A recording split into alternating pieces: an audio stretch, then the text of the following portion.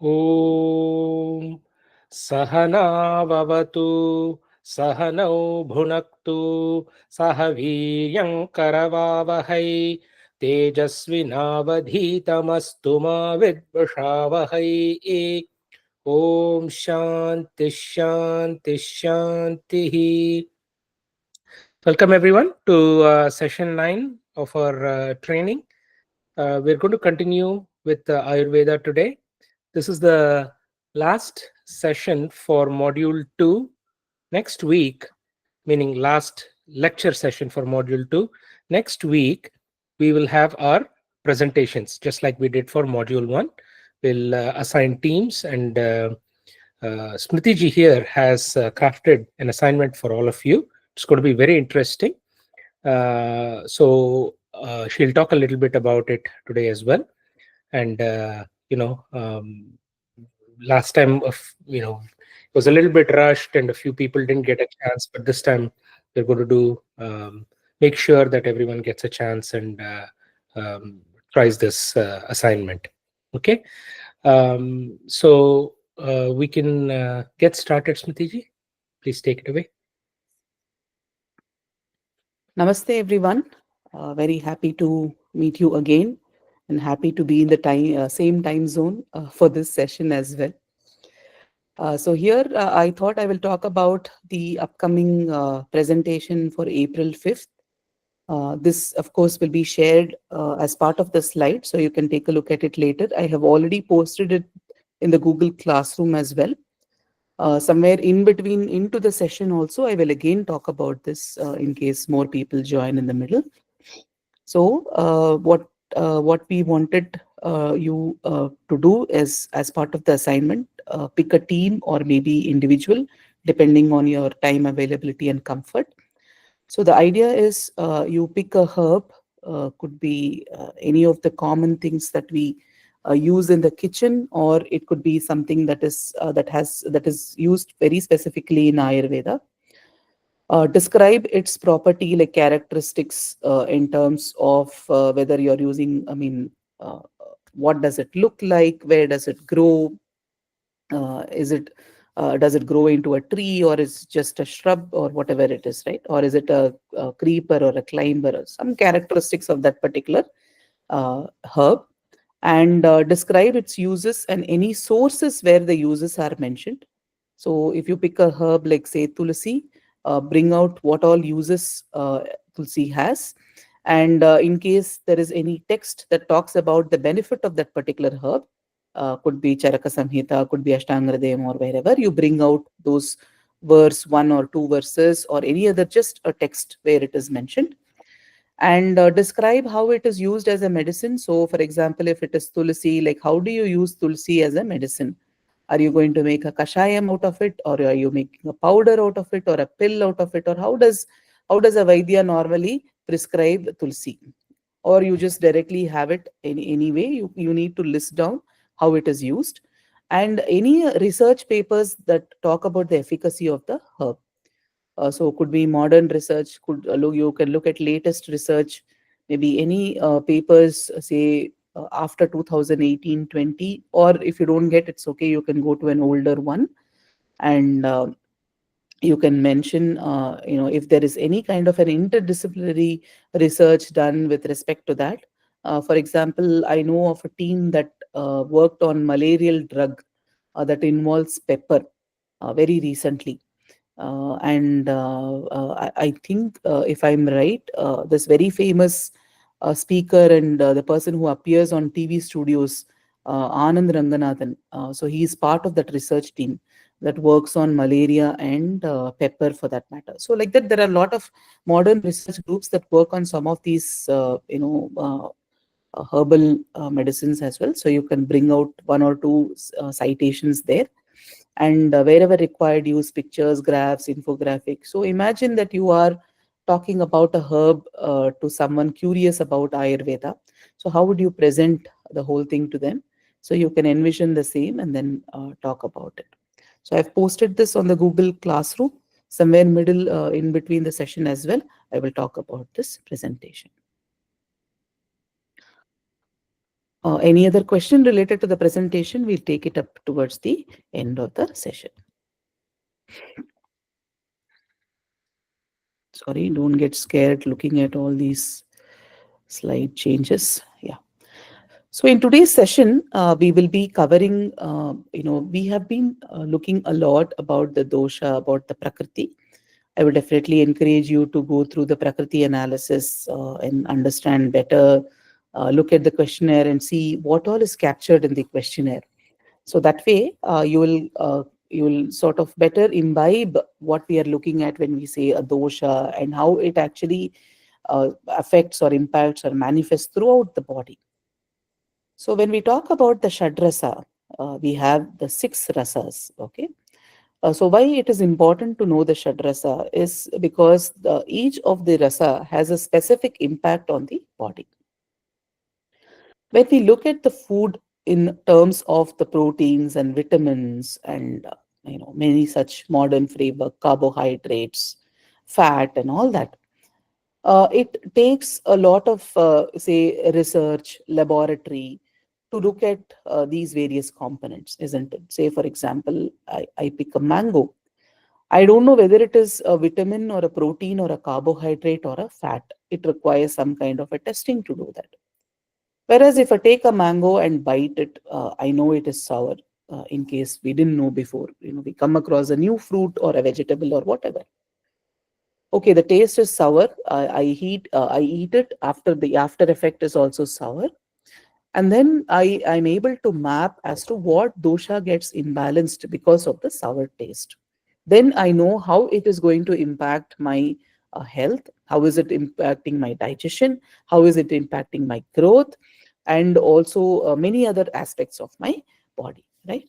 So this becomes a very easy way of mapping the vegetables and fruits because the ancient rishis constantly used to travel in forests, in the gramas, and had access to huge number of herbs and whatever, vegetables and fruits and all that because of their travels. So if they had to know what kind of medicine can be prepared using these, then taste becomes a sort of a first. Of course, the texture, the habitat in which we grow, in which it grows, all that is a first test, of course, without even eating it. Say it is poisonous, so you can't eat everything, right?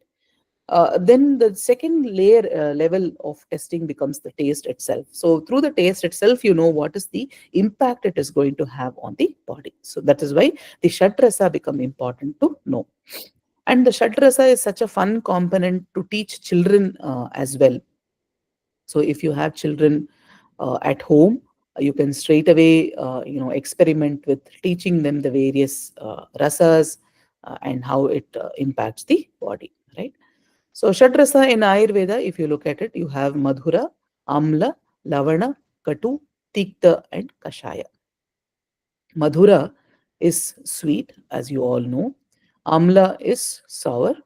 Lavana is rock salt or salty. Katu is pungent or chilly or spicy, right? Karam, we say. Tikta is bitter. And kashaya is astringent. So you have two taste that words that we normally don't use, pungent and astringent. So pungent is karam, astringent is that which brings a sort of a puckering taste in the mouth, right? You feel a little bit, the tongue gets swollen a little bit and you have a puckering taste, right? Uh, I'll show you some examples, then you will better understand. So here, if you look at it, what are the Ashtangardayam says there are Shadrasas, right? You have Madhura, Amla, Lavana, Katu, Tikta, Kashaya. Again, important to memorize the names of the rasas, right? And take a few seconds to just absorb the names of the rasas. Somebody has a question? I do. I'm just curious to know when Hindi term actually got Tikha Yeah, yeah, yeah. or being Katuhu. It's the same in few other languages as well, not just Hindi. So I'm just curious, like, I know we're going back in time to Yeah. really know the true essence of Shadrasas. But I've always had the question for like past 5 years or maybe more. But if if there's an explanation, that'd be awesome. Yeah. I was about to tell, people who speak Hindi, tikka is not spicy, but here tikta is bitter. You can easily get confused. The tikka term, I'm not sure if it is used in other languages. So maybe that has a different root word. So what you mean by tikka is actually the pungent taste, that karam or the spicy taste, whereas tikta is bitter. Yeah, that has a different root word. Yeah. Somebody else is sharing something. Any other except pomegranate astringent, like any other item, like which we can experience? Yeah, I will give you the examples, Ji. So I'll give you the example. can I just say something about the tikka? We say in Marathi we say tikkat for mirchi. Ah, yes. Yeah, yeah, yeah. Somewhere it got flipped, I guess, Mm-hmm. because in Sanskritam, tikta is bitter and katu is pungent. Mirchi is katu. Yeah, yeah. And we say kadu for bitter. Yeah, kadwa, right? Yes. Yeah. Yeah, I think somewhere it got flipped. Mhm. Yeah. Correct. So the way you have to remember it is opposite of what I already know, kind of. That's how you need to remember this list. Okay, thank you. So Madhura, it has a sweet and pleasing taste, and obviously it aggravates pitta. So when we eat more sweets, it aggravates kapha. When we eat more sweets, we tend to feel very heavy, and our nostrils get blocked. We have a congestion here, and that is one of the reasons why we say, don't give too many sweets to children, because there is a tendency to catch a cold. And moderate excess consumption can lead to greed and possessiveness, because this is a mental aspect of the whole taste, right? And it's always, normally when you eat a sweet you feel pleasant, and all that. So it's a very moderate feeling that you get when you have madhura rasa.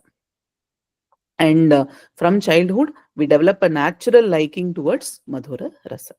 So when a child is there, we just put a drop of honey or a small cube of sugar.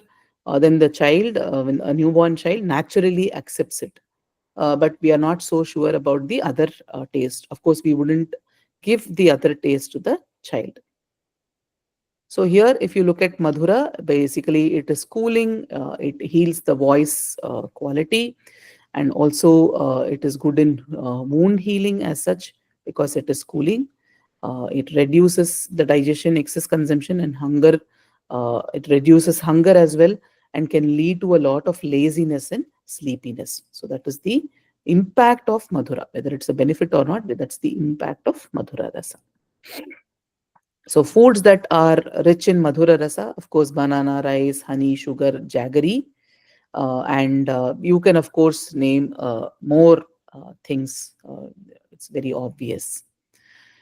Sour taste, amla rasa. Again, this amla, we normally don't map it to sour taste, but that's how it is known in Ayurveda and Sanskritam.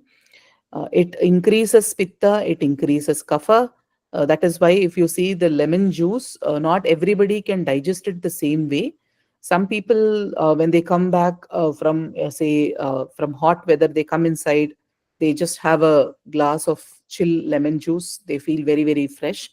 But some people can actually fall sick. They might get a throat ache or a cold or a cough or whatever it is, based on the lemon juice that they drink, right? So this is increasing pitta and kapha. Basically, it is very acidic in nature. So here it stimulates a lot of saliva secretion, and excess consumption can actually cause mouth dryness, itching, excessive thirst, and all of that, right? So that is about sour, because it increases pitta, because it increases acidity for that matter. We have a couple of questions, Chi. Oh, sorry, I couldn't. I'm not able to see. Let me just see what it is. Yes, Janki ji. Oh, okay. Madhushri, Huh. in the previous slide, right, Mm, there was not this, even the previous, I'm sorry. okay. There are, you have shown saffron, almond, even Mm-hmm. ghee. So they all have a Madhura Rasa? Yeah. Oh, okay. Thank you. Yeah. Yeah. I'm sorry. Can I ask further? Yes. Yes. Yes. So they don't taste sweet. If you Yeah. see almond or ghee or saffron, none of them have saffron. In fact, doesn't even have much of a taste, right? Correct. Correct. So how we identify, how you put it in a category of Madhura Rasa? Yeah. So for some things, what happens is that, of course, we cannot decode it directly. Okay, if you Mm, have, say, jaggery, you know it's sweet. sweet, right? But there will be, but say, as you are saying, you don't know whether ghee is Madhura Rasa. So what they do is that the Ayurveda Vaidyas or the Rishis, when they first, sort of prepare and then taste and all that, they also look at something called Vipaka. What is the aftertaste that a particular food gives? So based on that also they record their experiences. Okay, Yeah. got it. So as a Vipaka. layman exposing, getting exposed to the herbs or whatever, we may not be able to perceive the taste.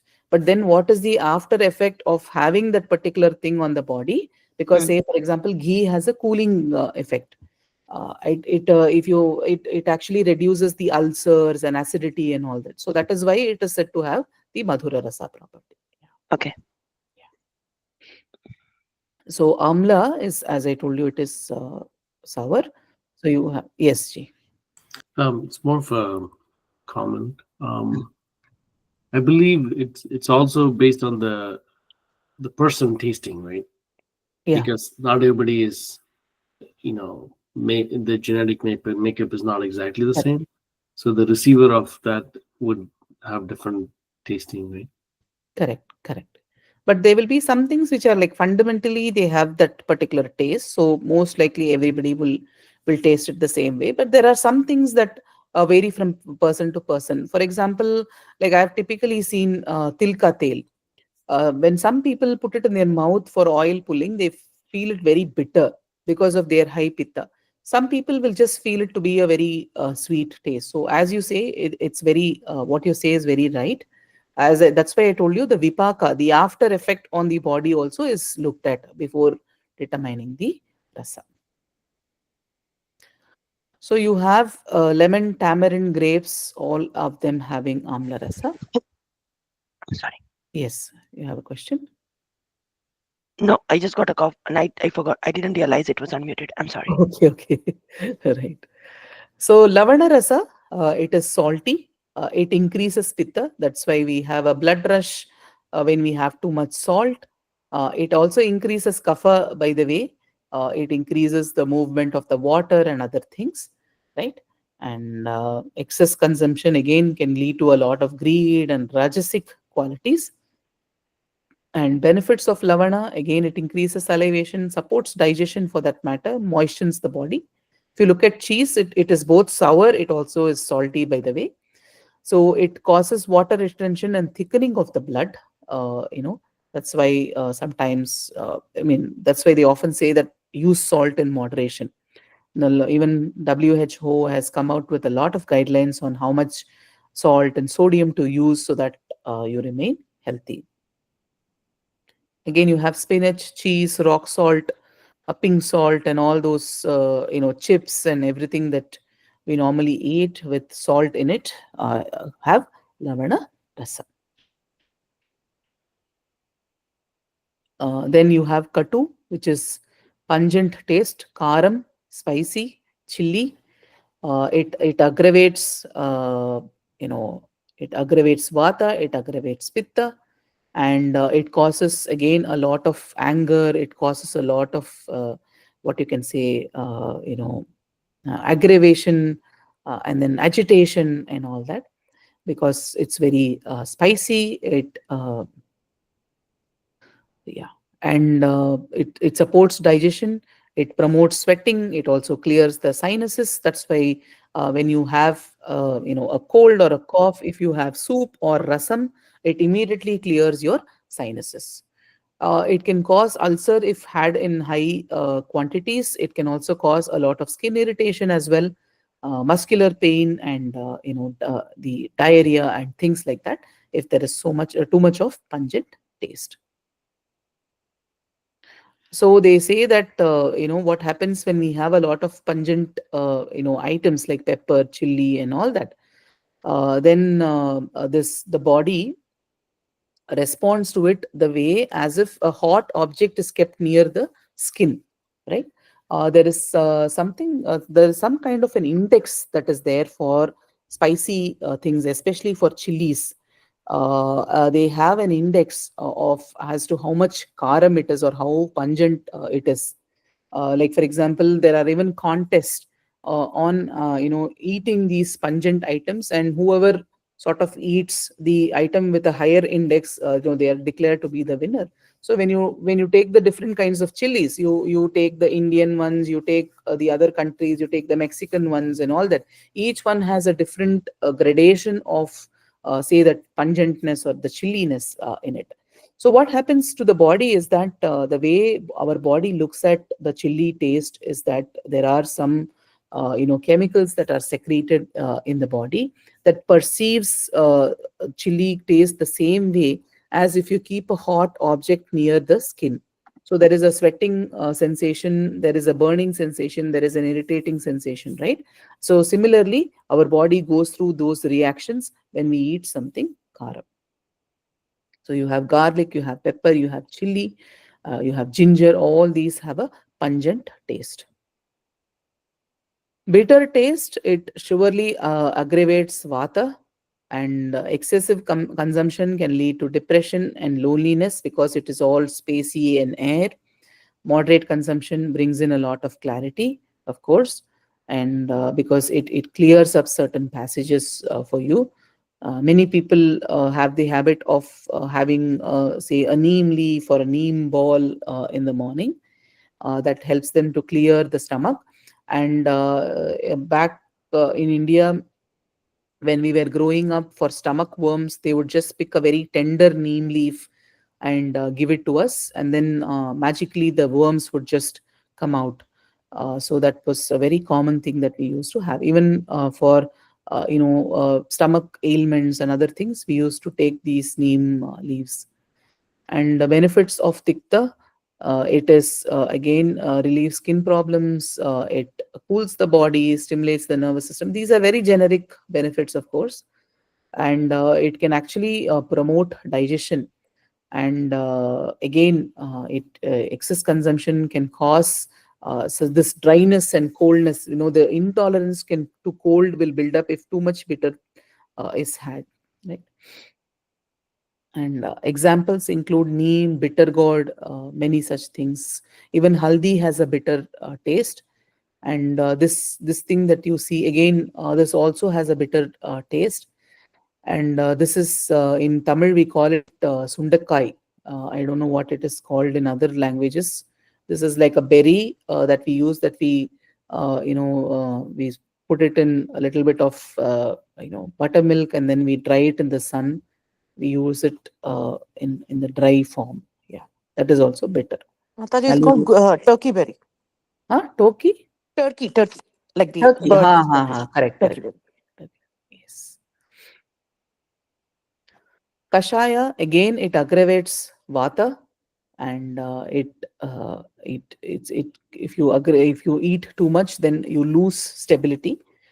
So that is why when medicines are prepared with a kashaya taste, so it's called kashayam also, but then you have it only in moderation. It aggravates vata. And it cleanses the body. It is good for blood clots and many such things. Basically, blood circulation and many such things can be done. Yeah. It The examples are, somebody was asking, raw banana, tea leaves, and pomegranate sing. So when you have raw banana, you have a kind of a taste. It is not salty, it is not sweet, it is not spicy, but you have a specific taste where the both the upper and lower palate feel like sticking to each other, right? So that is called the kashaya taste. Even if you have tea leaves or just take a pinch of tea powder and have it, you have a specific taste that is called kashaya. And pomegranate skin also, if you just take a pinch of a pomegranate skin and have it, or that yellow part, you will get the kashaya taste. So in the modern context, there is a taste called umami that is, introduced, but it is not related to any of these that we discussed. In the modern context, they talk about six tastes, of which one is the umami taste. But here it does not correlate with other tastes in Ayurveda. So this is a table which you can take a look at it later on. Yeah. So here, when you look at the table, it can look very complex, but there are a few Ayurvedic verses, just one or two lines that actually bring out the effect of the doshas, or the rasas on the doshas. So if you by heart that one or two liner, you'll automatically get what increases what. Okay. But yeah, nevertheless, at least broadly, if you understand kapha, it's very easy to map. It increases, Madhura, it is easy to map. It increases kapha. Amla, because it is acidic, it increases pitta. Lavana, again, it is salty. It creates, this blood pressure, the rush of the blood, and all that. Broadly, you can map it as increasing pitta. The katu and kashaya taste, because they are bitter and pungent and all that, and astringent taste, they increase vata. You take an example and then you will be able to map it, right? And yeah. And tikta, again, it increases vata. Katu, of course, is pungent and it increases vata, but the easier way to remember it increases pitta, because it sort of creates acidity and all of that in the system. So broadly, if you are able to map it, it should be okay. Oh, sorry. The picture is hidden over here.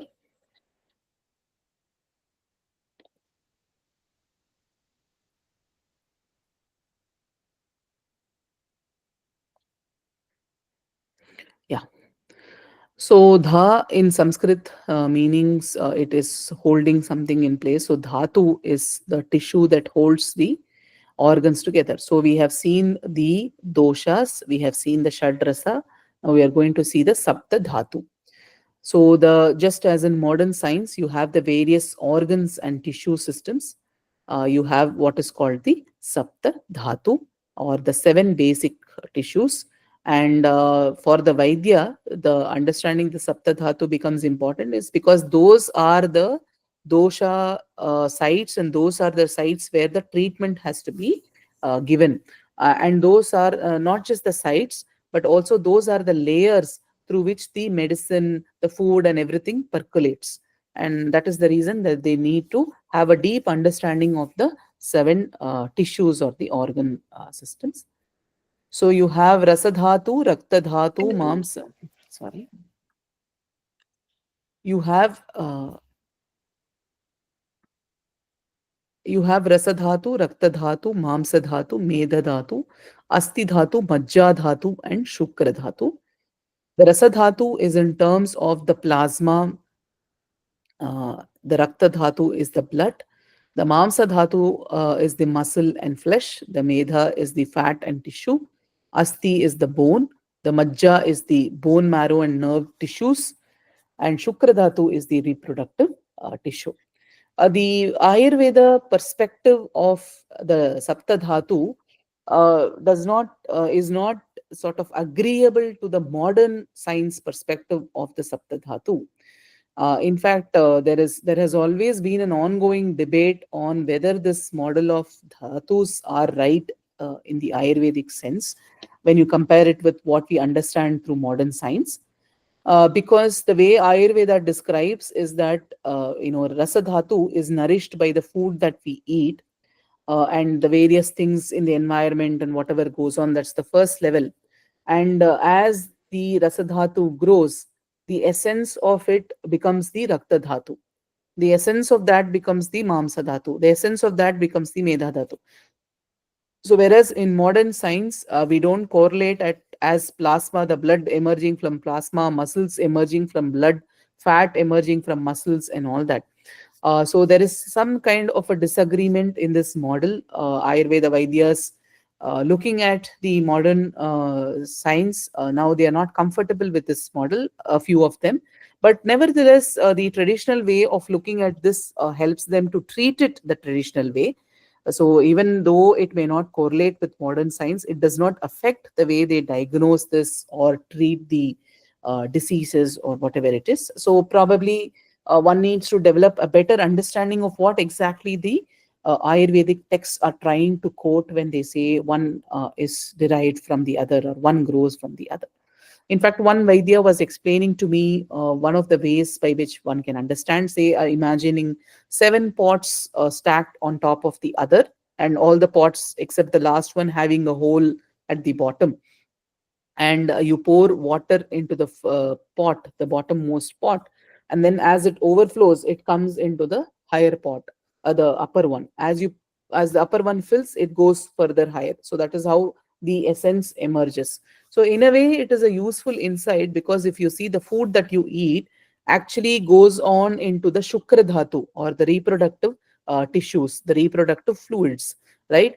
So what happened, that is one of the reasons why we need to be mindful of our lifestyle and the food that we eat. This is a very important insight, because normally what happens is that people tend to focus only on the mother's lifestyle. Once the woman is pregnant, they tend to focus on her food habits, saying that it actually affects the child upon the birth. But then here, if you see, it talks about the rasa dhatu impacting the reproductive, the shukra dhatu. It means that the lifestyle and diet and everything starts much before the this process itself. So the lifestyle and dietary habits of the male is actually as important as the female as well, right? So this is an important perspective, because whatever we eat tend to affect many generations that way, because the nutrients that are absorbed from the food that we eat will impact the future generations, because it's going up to the level of the shukra dhatu. Of course, it takes a lot of processing before it actually enters the shukra dhatu, but nevertheless it does do so. That is why having a sattvic lifestyle, having a healthy lifestyle, having a lifestyle that is aligned with nature, living in natural spaces, imbibing from the sunlight, imbibing from the soil, and then accessing other sources of nutrition also become important. Right now, food is the only source of nutrition that we have. Largely, we are confined to indoor spaces without much access to any other place. So this becomes a very important insight that. We have three questions, Ji. Oh, yes, Ji. Somehow I'm not able to. Oh, it's That's okay, no problem. Yeah. okay. Question for me is going back to the shatrasas. Yes, Ji. The use of I know we had a couple of places where jaggery was used, Huh. and then sugar. Sugar and jaggery are more modern, right? Yeah. Like few hundred years old, maybe commoditization of everything. But pre that era, going back thousands of years, obviously we're doing an ancient way of life, right? So question is, was it always honey and few other things that were used to replace sugar or jaggery in the true medicine or true Ayurveda? Yeah. So honey is actually, as you say, honey is used quite a lot, because, for example, honey and ghee, they act as agents for the medicine to integrate in the body. So that is why if you look at the Ayurvedic medicines, you would have a lot of these, the honey component in it, as well as the ghee component. So Ghritam is a very important medicated ghee, is very important, because they act as vehicles for the body to for the medicine to integrate with the body. Jaggery and palm sugar are not too, I mean, not so very recent that way, because of course, it can trace back to the origin of, say, palm and sugar. Whenever it was grown, there it has been prepared. But as you say, honey has been one of the very old sources of Madhura Rasa. Gotcha. But when it comes to Madhura Rasa, it is not just the immediate sweet taste that we get. So there have been other things that contribute to the Madhura Rasa as well. Say, for example, rice or anything that increases kapha a bit has been mapped to Okay, Madhura Rasa. gotcha. That explains. And it's the same question on the second fold is use of chili peppers, because chili peppers is, Yeah, they argue that it's technically not from India, which correct. partly is the same, like the colonization and exploration brought the chili to India is what they say. Yes. But it was always pepper. Again, I think um, the rasa is different, could be different. Um, so that was the only thing, and there's Yeah, no use of chili in very Ayurveda. true, very true. Chili is a much recent thing, as you rightly said. In fact, at our ashram, what we do is that for karam taste, we don't use chili. We actually use pepper, because that has a much more aligned taste with respect to the digestive system. Very interestingly, if you see, in our in some of the traditional homes, when they do food for Shraddh, right? We observe the Shraddh for the people who passed away annually. The food is cooked. They say that, in typically in Tamil Nadu, they would say, don't use the English vegetables. So when you cook for that, so we leave out, say, cabbage and cauliflower and whatever we call as, like, whatever is not part of the local ecosystem. So in that cooking, we leave out the chili. We actually use pepper. So even at the ashram, we use pepper as our main source of this pungent taste. Yeah. Somebody, Pitli is also used, right? tipli. Yeah, tipli. Yeah. What is tipli in other language? Can you just maybe Google and find out? Pipli with just the P. That is what of, Oh, I it's don't the know. I same. think that's Hindi. Okay.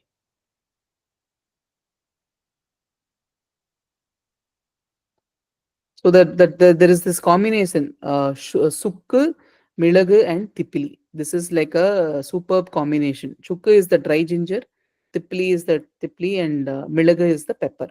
So Trikuta, these, right? huh? Trikuta it is called. Trikuta, yes, trikuta. So these three put together can cure almost. They are like the Sarvaroga Nivarani, combination. Yeah. And can you repeat again what all three you said? Sukku, dry ginger, Mm-hmm. milagu, pepper, Pepper.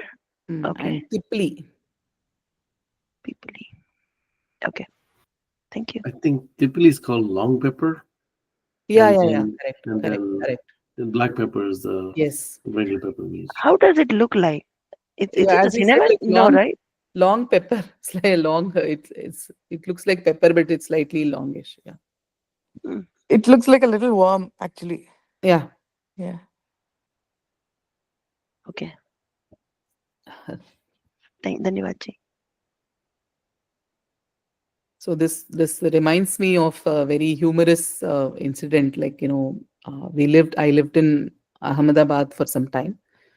So my mother could never not speak Hindi, any other language other than Tamil. Of course, she picked up a bit of Kannada as well.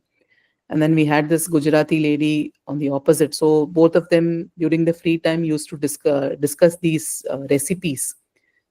And then, obviously you had to use only the sign language because you don't know the language. The other lady didn't know, English. So they would discuss recipes for many hours. And then the way they would do it is she would describe something, long and with the fingers and all that. Then she'll go into the kitchen and bring it and show. And my mother, oh, this is what you mean. And then my mother would go into the kitchen and bring this. So when we have these conversations, especially with respect to the various herbs and the vegetables and fruits, It's an interesting conversation because they have completely different root words in different languages that way. So earlier I raised the hand. So in Yeah. the the pomegranate one, right? That Mm. taste, I don't know what in Hindi they call, but in Gujarati they call it tura. It's called a tura. The taste Pura. itself, it's a tura. I don't know Uh-huh. if anybody from Hindi, like I know Hindi, but I don't know these typical names. Okay. Yeah, Okay. Yeah. Yeah, ji, ma'am. Marathi, it's called as Turat. similar, very similar then. Yeah, Oh, okay. So that it's not the sweet taste, right? It is that the tuvarpu we call. Oh yeah, actually in Tamil also we call it tuvarpu, which has a similar root word as you are mentioning. yeah. Yeah. It's the same. The last one, which I forgot the name again. The last one which you mentioned, right? It's not a tikta. Kashaya. Kasaya. Yeah, Yeah. that one. Kashaya is tuvarpu for us. Yeah. In Tamil it's called tuvarpu. Yeah. Yeah. Deepta ji, you have a question? No. Okay. Yeah. So in my interface on my screen, I can see only the presentation, so I'm not able to see like who's raising the hand. Yeah. Can I just quickly share how I had Yes, learned yes. the maybe it will help others understand. Like, to give an analogy, we all are made from one single cell, and every one of us, and then that one single cell becomes the liver and the kidney and heart and the lungs. So similarly, what happens when we eat food within 12 to 24 hours, it becomes plasma. Then it, whatever does not become plasma becomes a residual material. That residual material again converts into two. One part becomes blood, the other part becomes a residual, second residual material. That is how I learned it, and I learned it like this. Like, I didn't have any doubts about it. Yes, yes. Eventually modern science will also come in agreement. Maybe 10 years, 100 years, it'll come to agreement. Correct, correct, correct. This is precisely what Deepti ji is describing is what Ayurveda describe it as. But again, as I told you, there is a lot of disagreement here. So people, yeah, And then Shukra Dhatu, even it says Shukra, like male reproductive tissue. In modern age, it includes both male and female. So correct, it takes 35 days. Today, what I eat, potato, if I eat, 35 days later, it will become Shukra Dhatu. correct. So we should start thinking about becoming a parent, not when we get married, Yes, since our childhood. very true, very true. That's a very important insight. As I was trying to bring out that whatever food that we eat. In fact, a few years ago, I was, traveling in the car with one of the people in the US, and he was mentioning how his child had some kind of a health issue where the child had this muscular dystrophy, was missing some genetic aspect and all that. And then he clearly traced that at least he personally had a reflection that it was his food habits and lifestyle which actually led to this impact on the child. So you can imagine it becomes an important thing. Yes. Prasadji? Namaste ji. As we are talking about Shadrasas, today is the festival of Ugadi, Oh, which we yes. celebrate in Happy Ugadi, everyone. As Yes. part of Ugadi, we make these Ugadi Pachati, which is made up of all these Shadrasas. So soon we will be having that one. Okay. Just one. Yeah, very true. What a day to talk about the Shatrasa. Uh, and Please do share and the recipe in the group, Ji. Yeah, sure. And we have a belief that, like, whatever the taste you have it first, when you have the Ugadi Pachadi, that taste will remains the same for the entire year. Okay.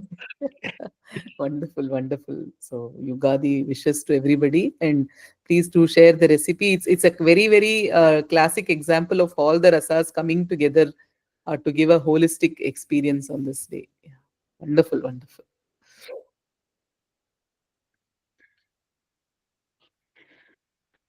So the dhatus, we have been talking about the Sapta Dhatu, and the Dhatu also has Dhatu Mala. If you remember, when we were talking about the holistic health from the Charaka Samhita perspective. So the verse had the dhatu and mala kriya, right? The malas should be eliminated appropriately.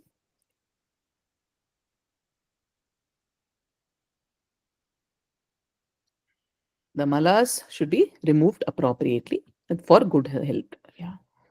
So the rasa dhatu, kapha or the phlegm, rakta dhatu, the bile, the mamsa dhatu is in terms of the earwax, the eye discharges, the nasal discharges, and many such things. Medha is sweat. Asti is the body hair and nails. Majja is in terms of the various secretions. Again, the fecal mucus as well. And the Shukra Dhatu, of course, has no mala because the complete essence has been imbibed in the Shukra Dhatu. All these have verses and detailed explanations. So some of this may not look intuitive, but that is how the text described. Don't worry about it at this point in time. Yeah. So we are coming to the last component of the Ayurveda, that is these sessions, which is the Dinacharya. So Dinacharya is a daily routine, and one of the key benefits of Dinacharya is that it helps to regulate the natural rhythms of the body, the circadian rhythms.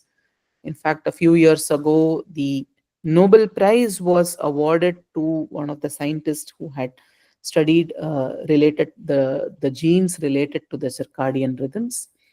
And by waking up early, eating appropriately, going to bed early, and also having the proper digestive cycle, all these help to synchronize our body's internal clock along with the natural rhythms of the environment. Of course, beyond the circadian rhythm, there is also other rhythms as well.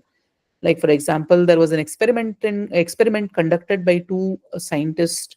What they did was they wanted to test, like, okay, if they live without sunlight, what kind of a rhythm that their body would follow.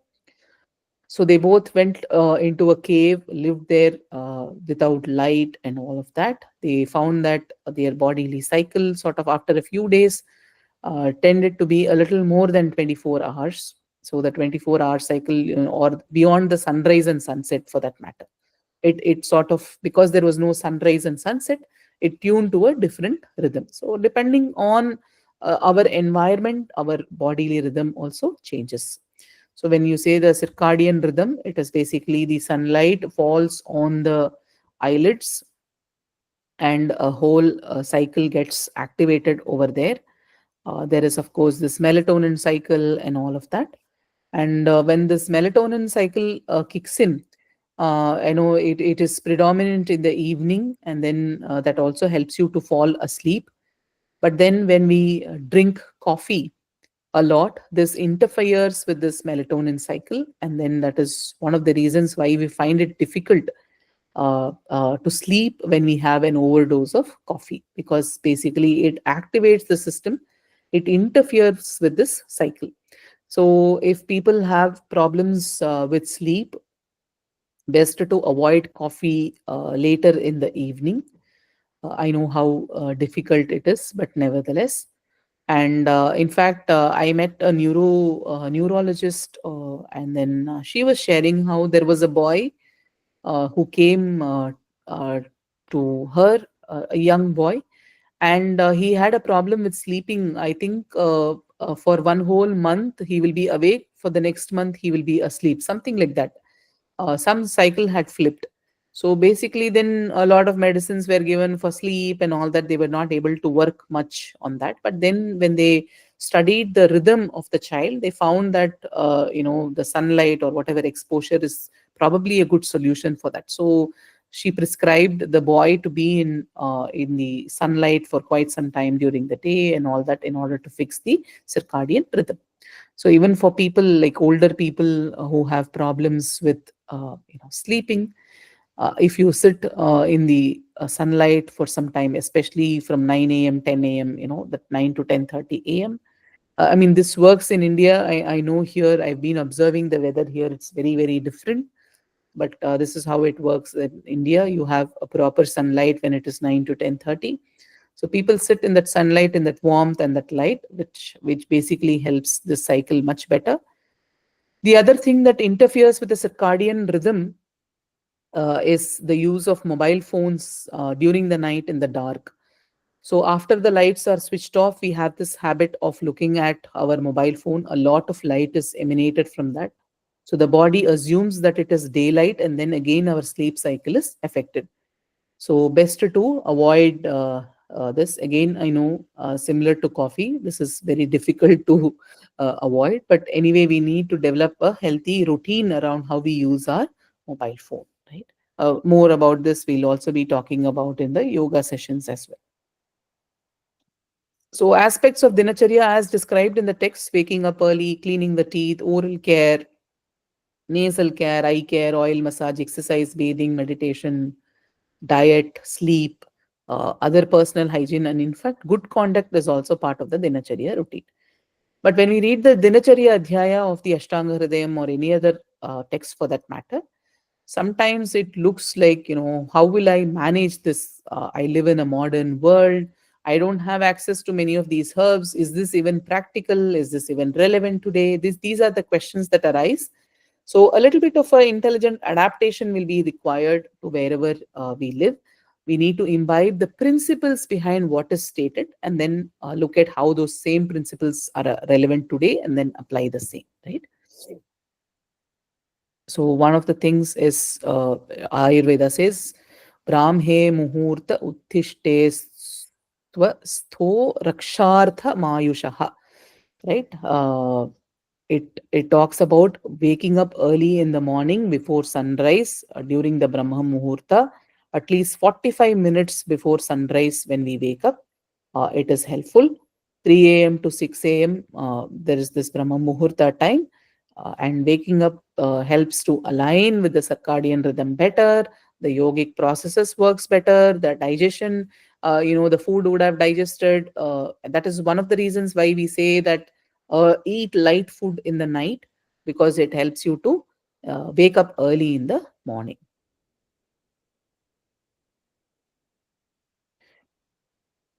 Brahme muhurta uttishtet swastho rakshartha mayushaha.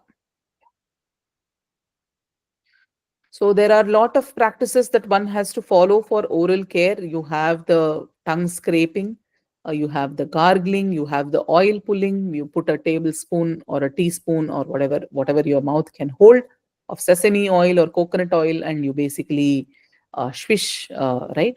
And then for 15 to 20 minutes, and you spit out. Then that a lot of detoxification happens.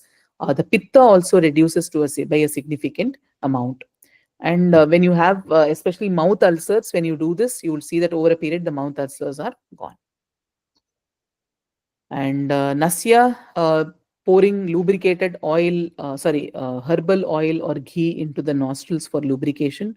You also have Jalaneti, where warm saline water to remove the allergies are put.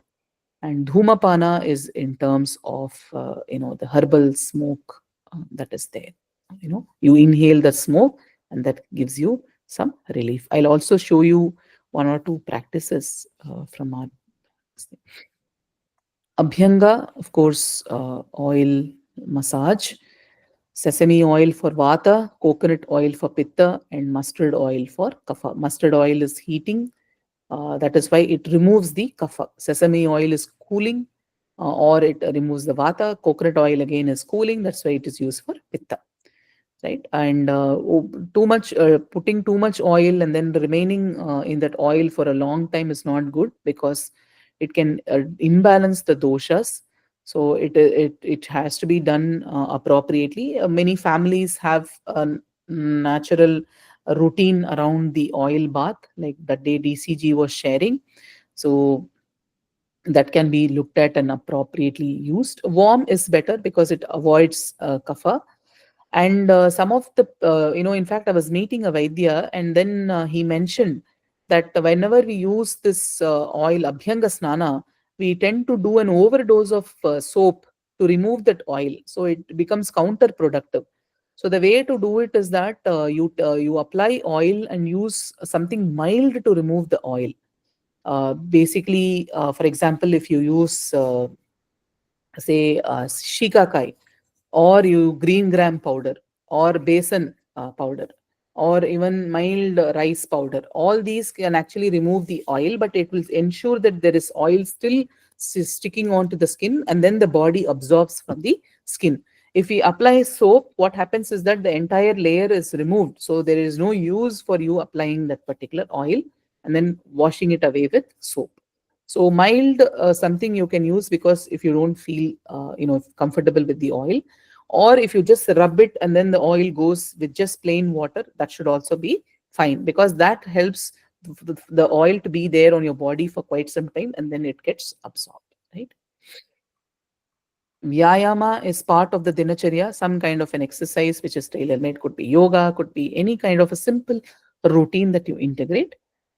And as I told you, even the good deeds are part of the dinacharya. So whatever you need to remove is also mentioned. The dasha papa, the papa that is done through the body, through the mind, through the speech, they have to be avoided. Okay, ahimsa, asteya, anyat kama, desiring for others' property, paishunyam, right? This what you can say, complaining speech or abusive speech. This parusha means harsh speech. Then dishonesty, then speech that separate the others, quarrel, jealousy, finding fault with others. All these have to be removed, right? And that way, even on a daily basis, we need to reflect on these qualities and remove them. And how to, even the Dinacharya Adhyaya goes into details of how to have an appropriate speech, right? Kale hitam mitam bruyat. It says speak only at the appropriate occasion. In the previous, in the in-person session, Sriniji had beautifully brought out a lot of these communication aspects when it comes to how to convey an idea, how to appropriately bring out, feedback and all of that. So this is also an insight that can be added to that body of knowledge, where Dinacharya Adhyaya talks a lot about this.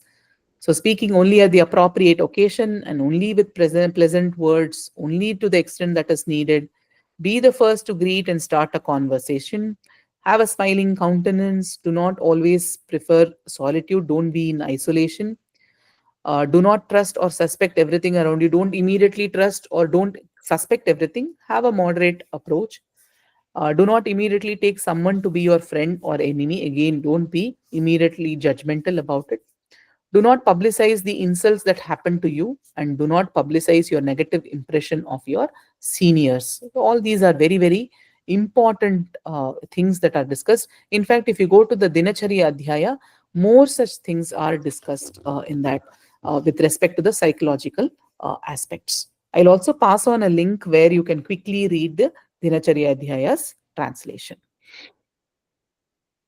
So, a lot of these sadvrittis are encouraged for you to develop. And here it says engaging things in that involves the pursuit of dharma, artha, and kama. And that should be the emphasis of life. And one should carry on the occupation without going contrary to the dharma. That is, one should not engage in any karma that is, opposite to dharma, right? And in all of the activities that we do, always try to find a middle path, always trying to find a balance of everything. Yes, sarva dharmeshu madhyamam, it says. So this is what the Dinacharya Adhyaya talks about. And why do we need to know Dinacharya? In fact, it's very interesting. As a family, you can follow. It aligns with the rhythms and nature cycles. It balances the doshas. It leads to detoxification. It boosts the immunity, reduces stress, it promotes circulation, lymphatic drainage, improves sleep. Many such benefits are there. On a daily basis, it removes the toxins. It also brings a lot of positive attitude. You would see that the psychological aspects are also very much part of the Dinacharya.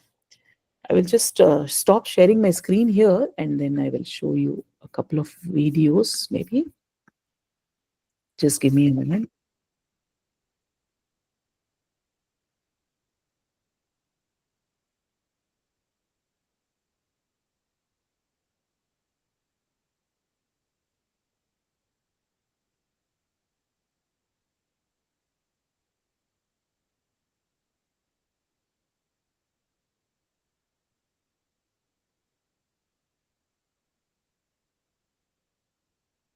we were talking about nasal cleansing.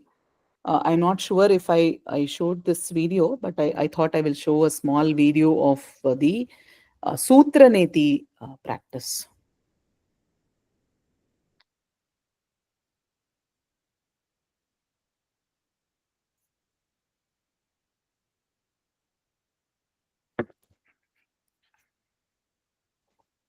Just give me a moment. It's still opening.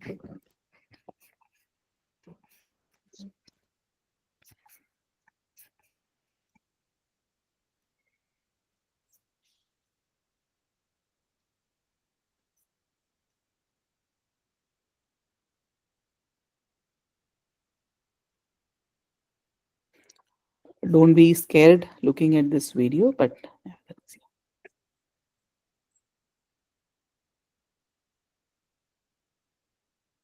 Matashi, there is no volume on the video. Okay, just a minute. Can you hear? No, volume is still not there. Okay, let me just see. How do I? Can you see that volume? Can you click on that probably? I'm able to hear volume. I'm able to hear the audio. That's why I'm wondering. Yeah, the audio is not shared through the sharing. Okay. Bhagini, which browser are you using? I'm using Chrome. Then you have to share the tab specifically. If you share the entire desktop, then volume, you cannot share the volume. You have Yeah. to share a tab, and then there will be an option to share the volume. Okay, let me do this. This is a different, just a second. Maybe I will share. I'll bring this video in another tab and then do this.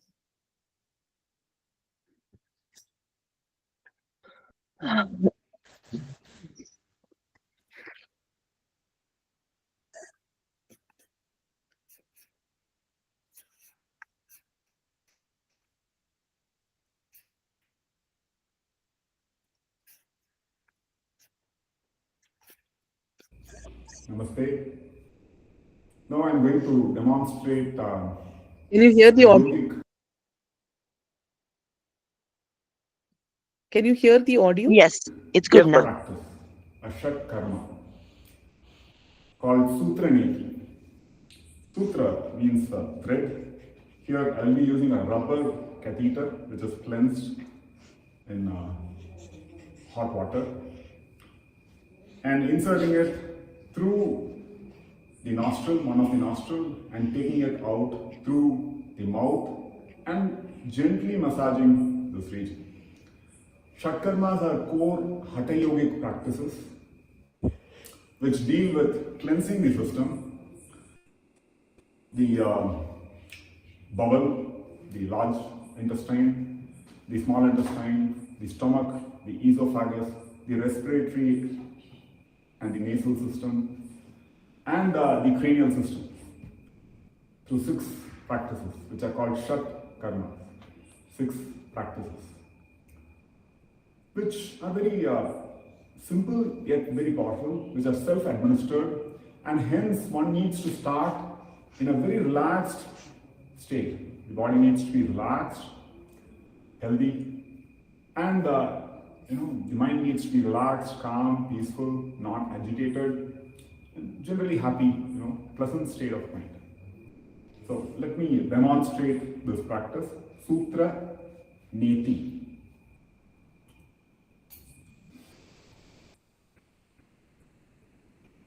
I first breathe in deeply so that it just relaxes.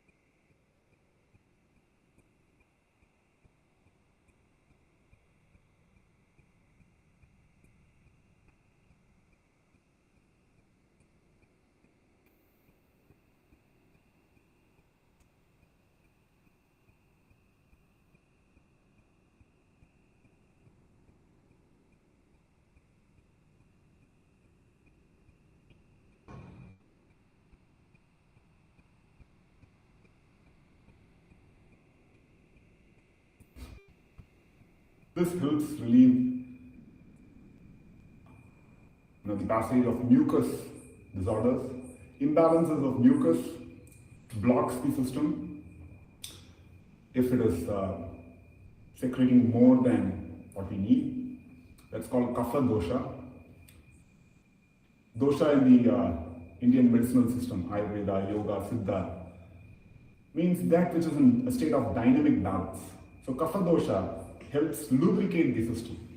So mucus is generated to lubricate the system, but if there is over secretion, it blocks the passage. If there is under secretion, then it becomes dry. And hence, Sutra Neti is used to establish proper normalized generation of mucus. So that there is proper balanced functioning of the system. Thanks. Sorry. Yeah, I'll show you more. Yeah. Yes, Daisy ji. What kind of thread is this? This is a cotton thread. I wasn't able to I'm sorry. follow that. This is actually this is a rubber thread.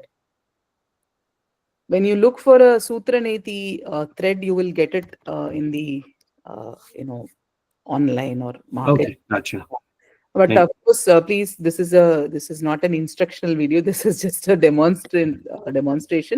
But of course, it's not so difficult or impossible to learn under the guidance, the in-person guidance of someone. You can surely learn. Yeah, gotcha. I've done water back in the days, and then they also have kits you can buy at CVS or Walgreens here, Correct. for Jalaneti. yeah, I guess the blockages and pollen cleansing and all that stuff. Correct. Those I've tried, but this one I've not tried when I was a kid. Yeah, But maybe next opportunity when Shriman comes here, we can learn it from him. I'm sure there are like other people who teach here. yeah, thank you. Just a second, I'll show you one more video.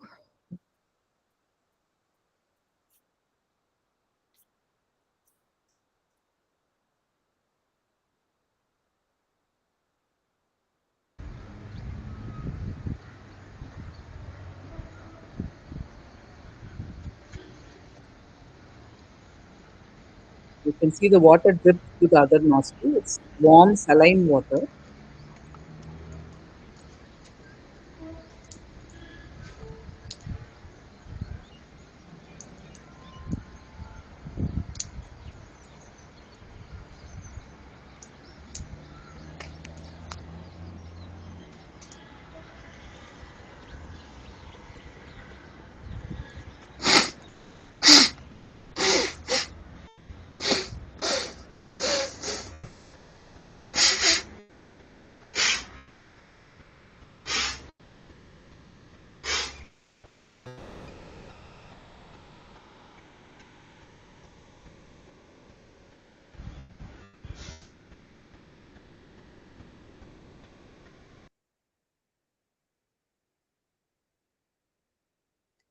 So this is a video that demonstrates Jalaneti. As DCG was mentioning, nowadays you get a lot of the kits in order to do this.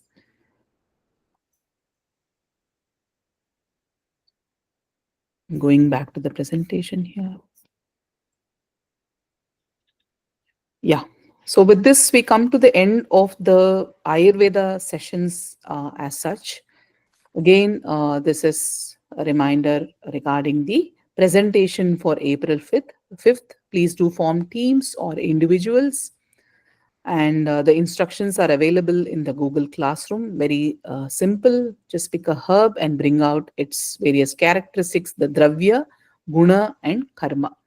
And how do we utilize it? And any modern contemporary research papers that talk about the usage, applications, and benefits of the particular herb. We can take any questions. So once the Ganita and astronomy sessions start, I may not be meeting this cohort, online, but yeah, hope to connect back sometime as part of the course.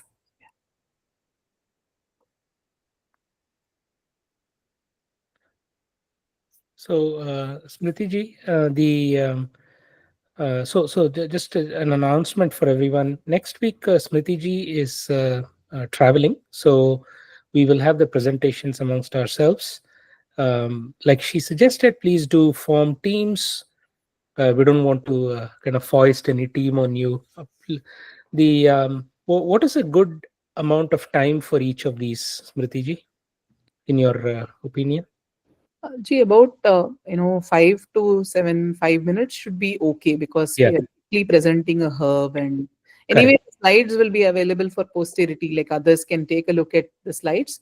Yeah. What I've done is that I have opened an assignment for the same. So if people want, they can just put slide drive Mhm. link as part of the assignment so that others can see the slides. Yeah. Yeah, yeah. Yeah, I think Shanti ji mentioned 4 to 5 minutes. I think that should be good, Yeah. for a total of no more than 90 minutes for the class, right? So yeah, yeah, we'll keep it at 4 minutes right now. So we'll have time for feedback as well.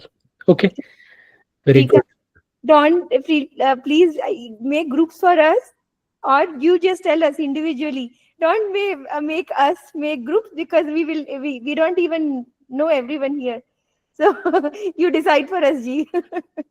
Okay, I okay, was thinking of that as well, please. So that'll be good if you assign. We can have random groups every time. We don't have to be with the same group. We can understand. Very random. correct. We can have groups of 1, 2, 3, 4, 5, whatever. But just it's better if one person decides for all of us. Okay, okay, yeah, we can do that. Then so Smriti ji, after the presentation is done, we'll resume with the Ganita module. Is that right? Yes. Yes, Ji. Okay. All right. Anand ji? Bagni, I had a question. So for the Sutra Niti, right? What was the original or traditional material that was used? Because rubber is also pretty recent material, so I was wondering about that. I am not sure. Probably a combination of the threads were used because many of the things, the other cleansing practices, if you see, it is done with cloth and threads. So may not be rubber. It was probably just a thick thread that was used, cotton thread. Yeah, the reason, Bagni, I was wondering is because this is you need the thread to kind of go against obstructions, right? Yeah. And it has the precise characteristics you need. It is flexible and also it has the strength to go against. So that is why I was wondering. Correct, correct. What you say is true. Probably some kind of an oil was also added to it for it to sort of move inside. Yeah. Okay, thank you, Bagni. Shri Mataji, you're not teaching Ganitam. So then who is teaching us? So one of the acharyas from our Gurukulam will be teaching Ganitam. Okay. And then you'll be back after for the next session. Astronomy also, it'll be a combination of both of us doing the astronomy session. Jaladoti, that's also one of the practice, right? Like, for cleansing. Yeah. What it will do, like, is it kapha or vata or pitta, like, to simulate that, like, the Jaladoti will be used? It is also to remove the pitta, right? You mean like you having saline water and vomiting, right? Yeah, saline water and vomiting, Yeah. yeah. That is to remove pitta. Okay. Yeah. And there is also Vastra Dhauti, which again, what they do is that they insert a long cloth inside, and then they clean the entire, the esophageal region. Again, there is a lot of kapha accumulation over here, lot of phlegm and mucus and everything. So the Vastra Dhauti is again used for that process.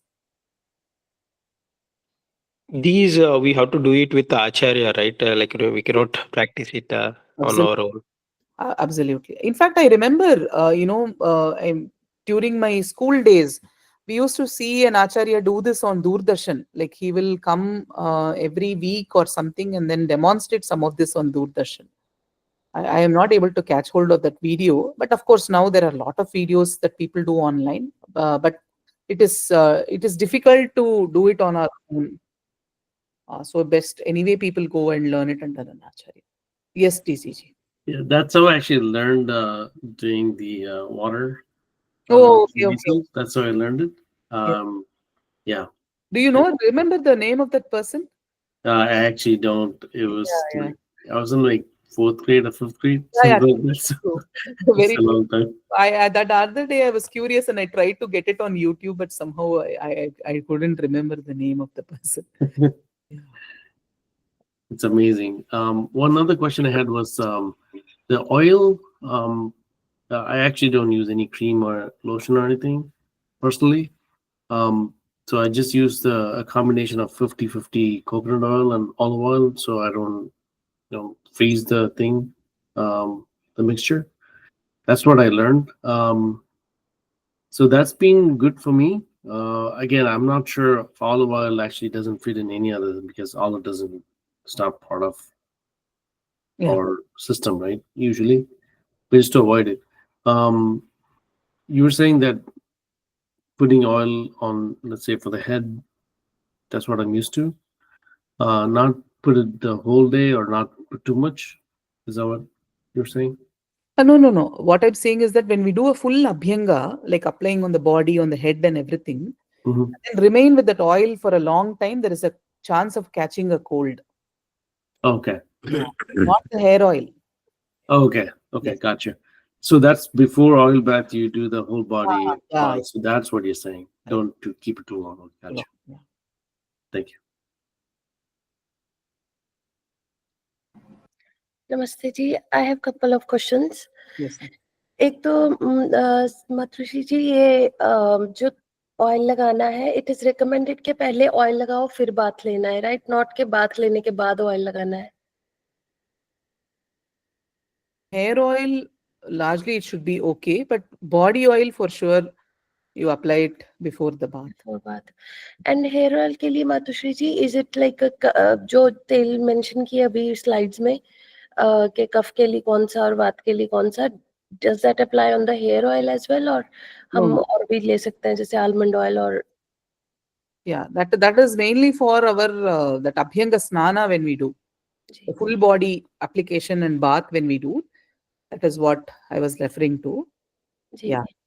And मातृश्री जी जब हम छोटे थे तो जैसे weekly I am from Punjab और weekly एक बार हेड बाथ लेते थे and then we used to put oil for rest of the week in hairs but यहाँ यूएस में I don't know if somebody else face this problem or not but oil लगा के headache या ऐसा कुछ होता है so I don't no what routine we should follow here for the oil That is what I told you. Like when you leave the oil for some time, it causes kapha.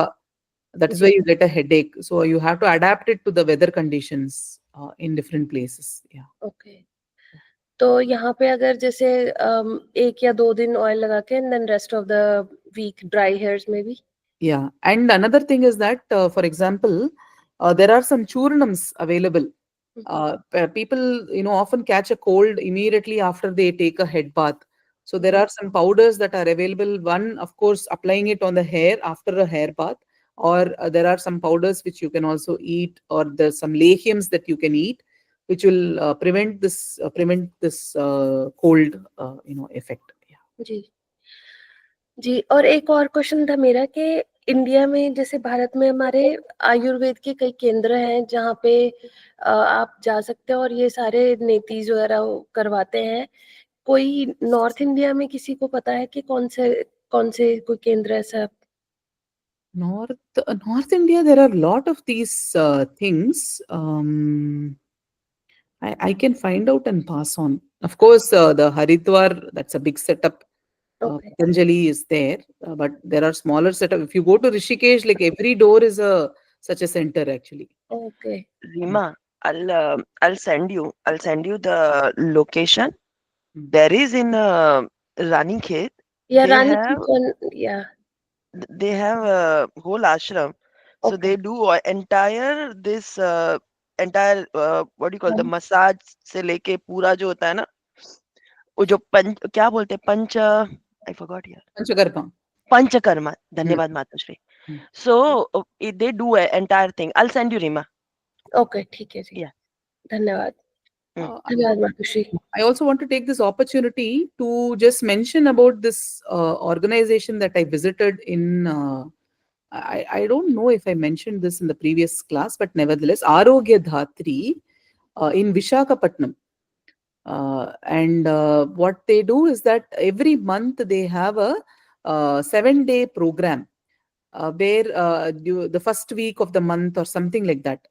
And what they do is that they bring out a routine for you in terms of abhyanga. They demonstrate, what is the right way to cook, what is the right way to prepare the oil, just whatever you have at home. All that they bring in for you, and then they make you follow that routine. It's a really wonderful workshop. So please do, take a look at the site whenever you get a chance to go to Bharat, go to Vishakhapatnam, or take the effort to go specifically for this. It's definitely beneficial. I found it to be extremely, informative and knowledge oriented as well. Not just going and practicing, but a lot of inputs are given through this. जी information ये जो link भेजा इसमें है. Yeah. जी धन्यवाद. Rima ji, just to answer your question, the nature of the oil will also affect how your body reacts. Correct. Typically, तिल का तेल जो होता है वो तीनों दोषों के लिए बैलेंस करता है.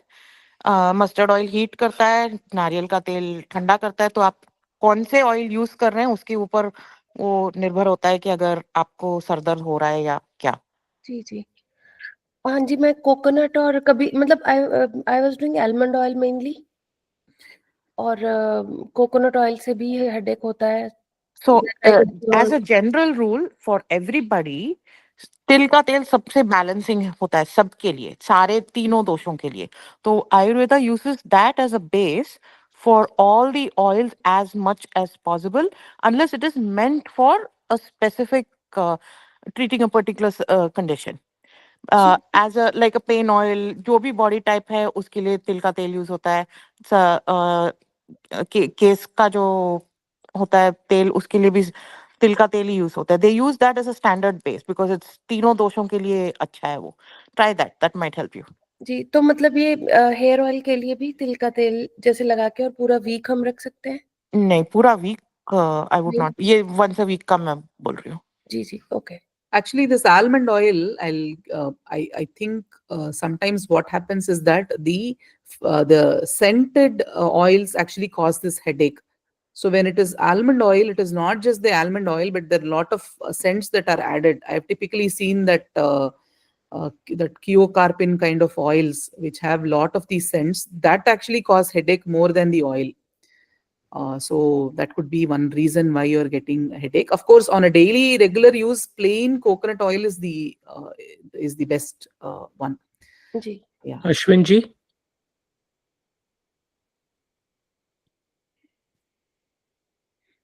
Ashwin ji, you had a question? Oh, yes. Namaste, Maturshri ji.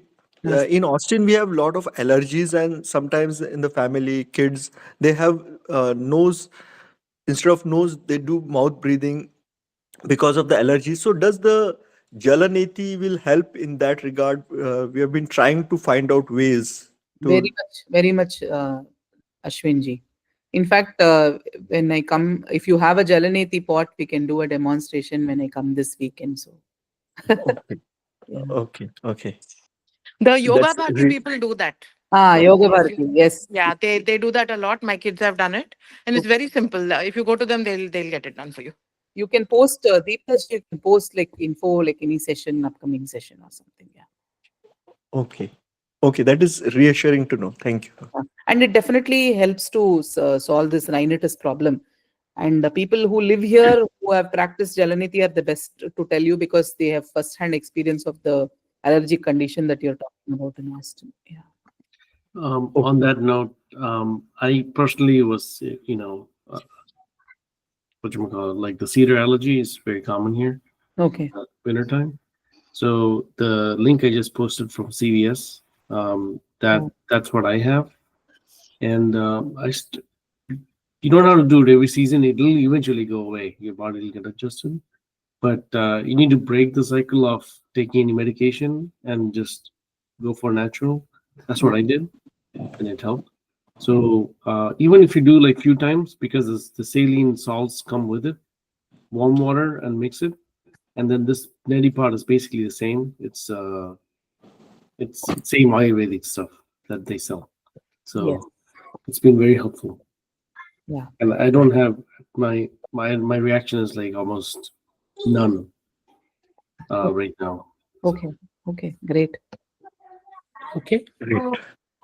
I have a different experience because Ashwinji, it works. Some seasons it works. I've been in Texas for 3 months now, San Antonio. My eyes are like really tired, itchy because of the allergy season. Some months it will work, some year it will work, some year it will not work. I've been practicing yoga. I'm a certified yoga teacher, pranayama and all. I do that regularly.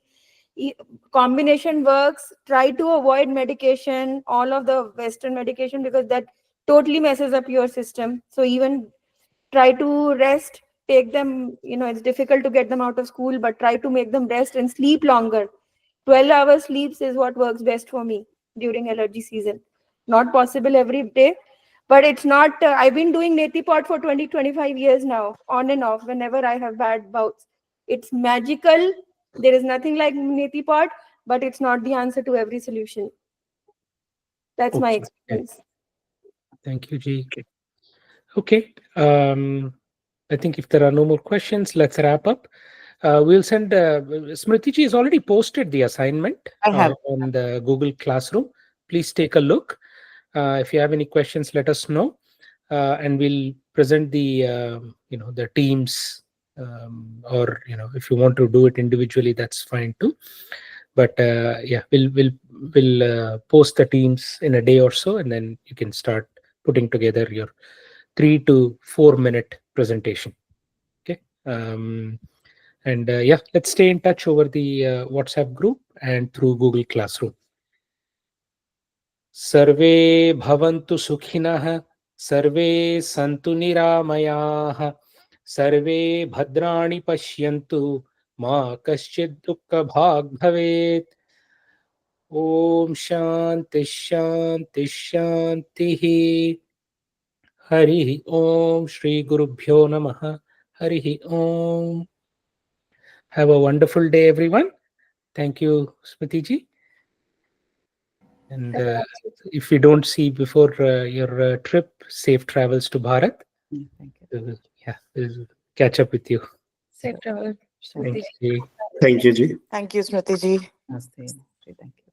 Hari Om.